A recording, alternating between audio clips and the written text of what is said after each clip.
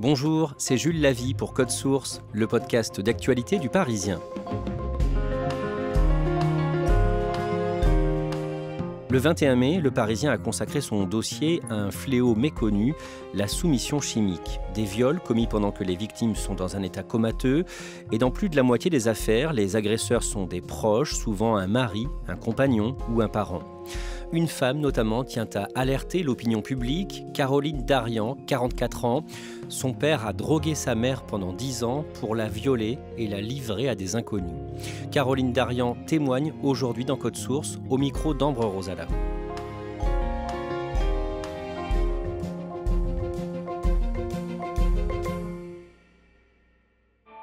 Caroline Darian habite dans les Yvelines, en région parisienne, avec son mari et leur fils de 9 ans.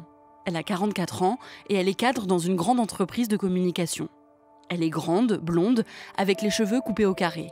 Quand je la rencontre, elle porte un pantalon rose fuchsia et un t-shirt blanc avec dessus le dessin d'une femme et le slogan « M'endors pas ».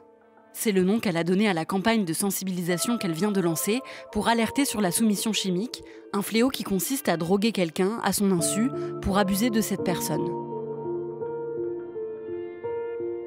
Dans l'inconscient collectif, on a tendance à penser que c'est majoritairement du GHB et que c'est majoritairement en milieu festif. Or, les premières statistiques dont on dispose montrent bien que, contrairement aux idées reçues, la soumission chimique se passe dans plus de 50% des cas dans la sphère privée et intrafamiliale. On n'est pas forcément à l'abri chez soi. Là où, finalement, on a tendance à penser que la famille est le lieu de la protection légitime, eh bien non. On se rend compte que, malheureusement, c'est pas forcément le cas. Caroline est née à Gournay-sur-Marne, en Seine-Saint-Denis. Elle grandit dans cette ville avec ses 2 parents et ses 2 frères, l'un plus grand et l'autre plus petit qu'elle. C'est une famille très unie. Adolescente et jeune adulte, Caroline est très proche de ses parents et notamment de son père, qui travaille dans le BTP, puis dans l'immobilier. Vis-à-vis de mes amis d'enfance, il avait l'image du père idéal. C'est-à-dire qu'il m'emmenait le matin à l'école, quand je sortais tard, il venait me chercher, il ne me laissait prendre aucun risque. C'est lui qui m'a amenée pour les résultats de mon bac. J'étais très proche de lui, on faisait beaucoup d'activités ensemble, il m'encourageait dans mes projets, dans mes études. Il avait cette image de père présent et proche de ses enfants. Caroline fait des études de communication et trouve du travail dans ce domaine. Elle rencontre son mari et ensemble, ils ont un petit garçon en 2014 qui fait la joie de ses grands-parents. À peu près à ce moment-là, les parents de Caroline prennent leur retraite et décident de quitter la région parisienne pour s'installer dans le Vaucluse, dans le sud de la France. Caroline et sa famille restent très proches et avec son mari et son fils, elle passe chaque été 3 semaines de vacances chez ses parents. Le reste de l'année, Caroline appelle ses parents et surtout sa mère très régulièrement. Et en 2017, elle remarque que son état de santé commence à se dégrader. Il pouvait arriver 1 ou 2 fois par semaine où j'ai ma mère au téléphone, où je sentais qu'elle était un peu vaseuse, comme quand on est très fatigué ou quand on a bu trop d'alcool. On sentait que c'était pas tout à fait net et cohérent. Mais surtout, parfois, elle se souvenait plus des conversations qu'on pouvait avoir ou du fait qu'on s'était eu au téléphone le matin même. Ça nous a tous inquiétés. Ces amnésies n'arrivent jamais quand Caroline ou ses frères sont avec leur mère. Elles se passent quasiment toujours quand leur mère est chez elle, dans le sud. Elle se met à perdre ses cheveux et à beaucoup maigrir. Elle voit plusieurs spécialistes, notamment des neurologues, mais personne ne comprend ce qui lui arrive. Le lundi 2 novembre 2020, Caroline, qui a 42 ans, est en télétravail chez elle. Elle cherche à joindre sa mère pour avoir des nouvelles, sans succès. Je n'ai pas ma mère au téléphone jusqu'à peu près 17 ou 18 heures où j'essaye vainement de l'appeler, où j'arrive pas à la joindre. Et elle me rappelle à 20h25 pour m'expliquer que elle a passé une bonne partie de sa journée au commissariat pour apprendre que son mari, mon père, la droguait depuis plusieurs années pour abuser d'elle et la faire abuser par d'autres hommes. Et à ce moment-là, elle me parle de plusieurs dizaines d'hommes. Donc je vis une espèce de tsunami dans mon salon, pas très bien comprendre de quoi elle me parle. Mais très très vite, je raccorde avec tous ces moments d'incohérence, de comportement pas très net. Enfin, très vite, je me dis, en fait, c'était ça. Tous les moments où je me suis inquiétée pour sa santé, c'était lié à l'administration de médicaments à des fins criminelles. Et c'est totalement déroutant et déstabilisant, parce qu'on se dit, mais comment c'est possible ? Je vis un effondrement, quoi. Physiquement, intérieurement, il se crée une fêlure, enfin, ça se brise à l'intérieur de moi. Très vite, mon mari nous dit à mes frères et moi qu'il faut qu'on y aille, qu'on ne peut pas la laisser toute seule.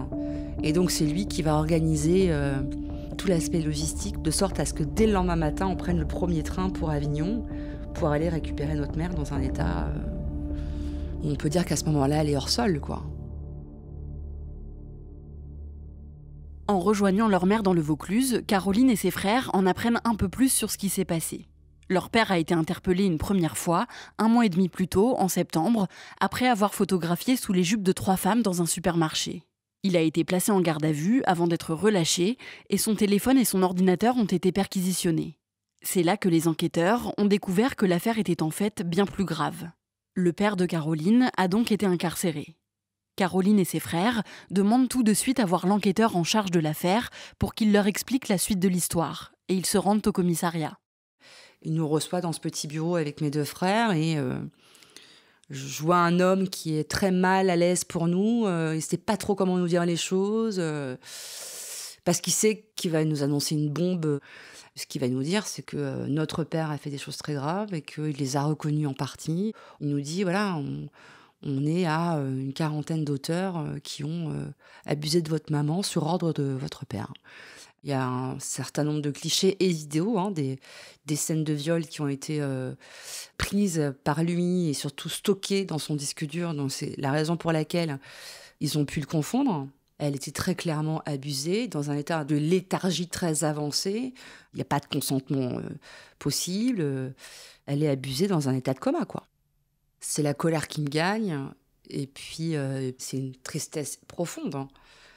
Parce que je me rends compte que je ne connais pas la personne que je fréquente depuis 42 ans.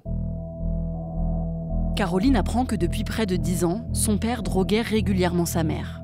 Il avait ouvert un chat sur Internet qui s'appelait « À son insu », sur lequel il postait des photos et des annonces.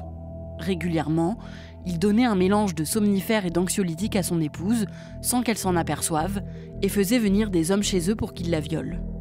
Les enquêteurs parviennent à identifier 73 agresseurs différents, de tous âges et de toutes catégories sociales. C'est un échantillon représentatif de la société française. C'est des jeunes de 22, 25, jusqu'à des grands-pères. Majoritairement, ils sont installés dans la société. On ne parle pas de marginaux. C'est vraiment des gens, pour la plupart, qui ont une famille, soit sont mariés, soit sont en couple, soit sont pères de famille. Ils ont tous ce point en commun d'être monsieur tout le monde. Après ce premier entretien avec la police, Caroline et ses frères rentrent chez leur mère. Et tout de suite, ils l'aident à faire ses cartons pour qu'elle puisse déménager le plus rapidement possible.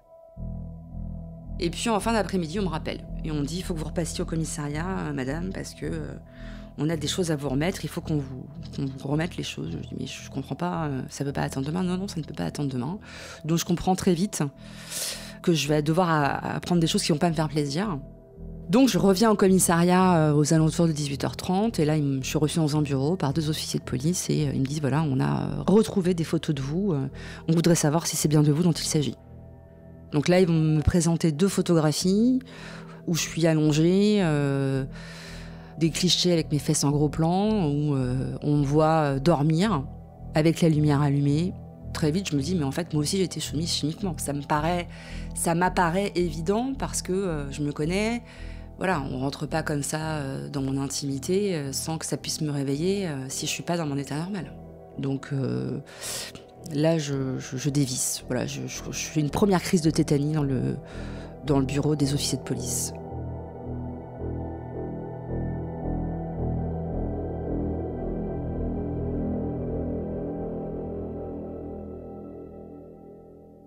Caroline reprend ses esprits et elle porte immédiatement plainte contre son père. Elle n'arrive pas à dater les photos d'elle qui ont été retrouvées, mais elle sait qu'elles ont été prises à 2 moments différents il y a plusieurs années.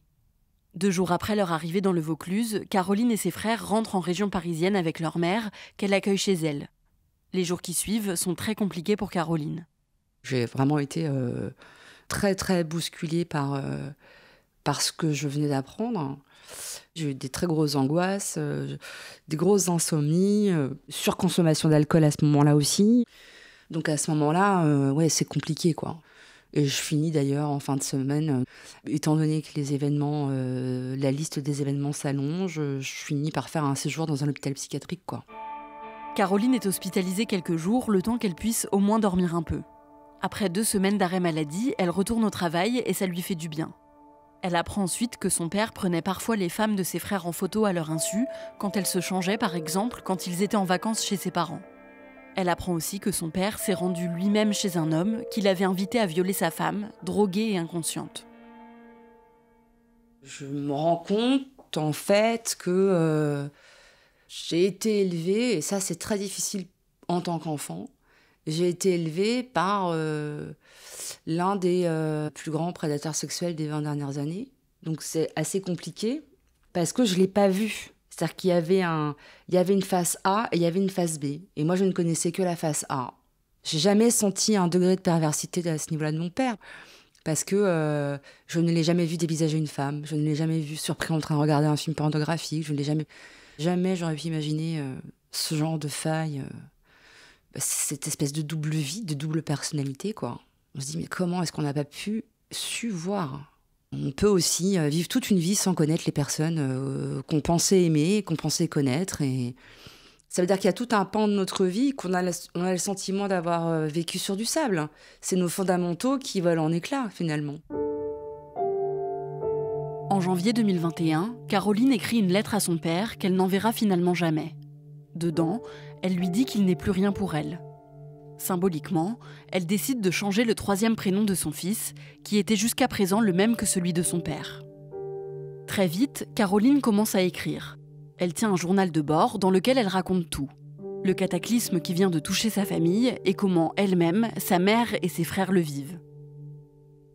J'ai besoin de coucher sur le papier toute cette douleur et cette violence, quoi. Donc ça me permet de mettre à distance ce qui fait atrocement mal à l'intérieur, quoi. Je me dis, mais chez nous, dans notre cellule familiale, on n'a pas compris. Donc je me suis dit, mais si chez nous, on n'a pas compris, ça se passe comment chez les autres ? Et ça ne doit pas être un cas isolé.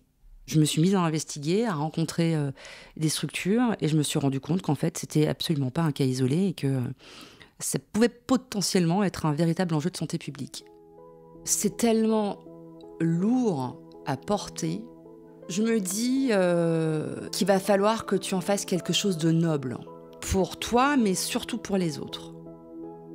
Caroline décide de faire publier ce journal de bord et le 6 avril 2022, elle sort son livre « Et j'ai cessé de t'appeler papa » dans lequel elle raconte son histoire.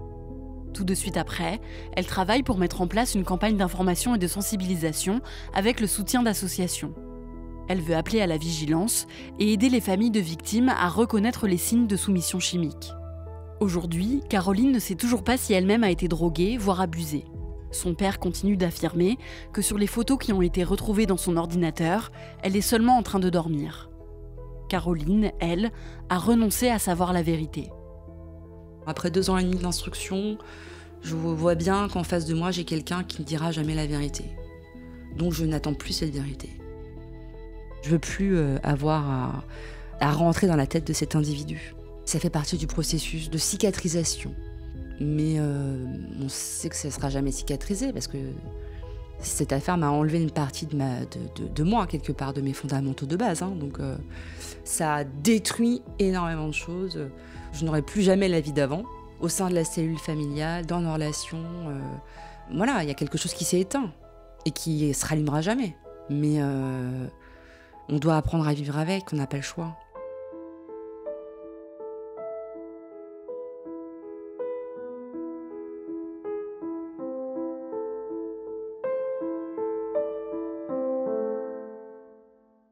Ambre, est-ce qu'on peut dire que Caroline Darian n'a plus de père aujourd'hui ?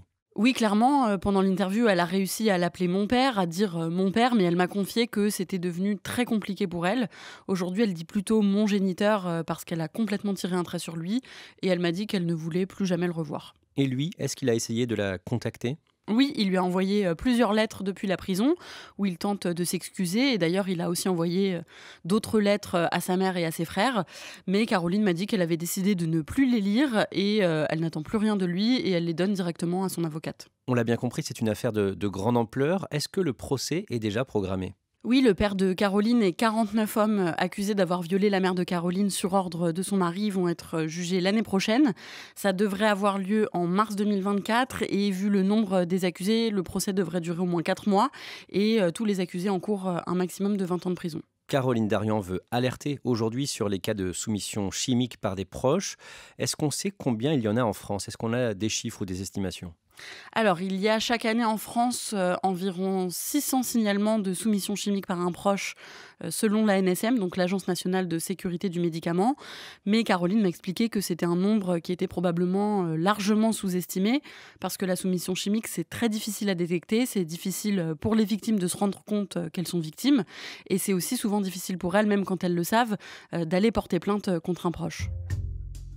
Merci Ambre Rosala et merci à Louise Colcombé pour son aide. Cet épisode de Code Source a été produit par Raphaël Pueyo, Emma Jacob et Thibault Lambert. Réalisation, Julien Moncouquiol. Code Source est le podcast quotidien d'actualité du Parisien. Un nouvel épisode chaque soir, du lundi au vendredi. Abonnez-vous sur une application audio comme Apple Podcast, Google Podcast, Spotify ou encore Amazon Music pour nous retrouver facilement. Et puis vous pouvez nous écrire pour nous faire vos retours. codesource@leparisien.fr.